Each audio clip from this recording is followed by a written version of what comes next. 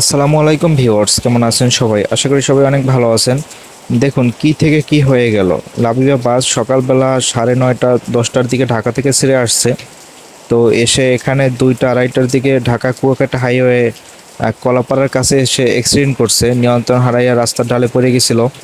তো গাড়িটা কাত হয় নাই, রাস্তার ঢালে পড়ে নরম মাটিতে একদম চাকা গাড়িটা থামে গেছিল। তো দেখুন এই যে গাড়িটা এখন উঠাইতেছে, পিছনে যোগান দিতেছে আর সামনে থেকে ক্রান দিয়ে টাইনা টাইনা আস্তে আস্তে উঠাইতেছে।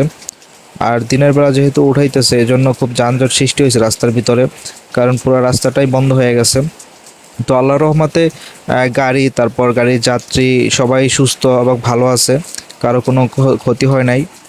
তো আল্লাহর রহমতে এ যাত্রা গাড়িটা বাইসে গেল, সবাই দোয়া করবেন। আর রাস্তার এরকম হঠাৎ বিপদ থেকে আল্লাহ যেন আমাদের সবাইকে রক্ষা করে।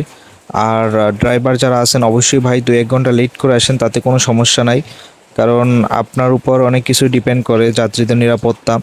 তো ভিডিওটা এ পর্যন্তই, সবাই ভালো থাকবেন, ধন্যবাদ।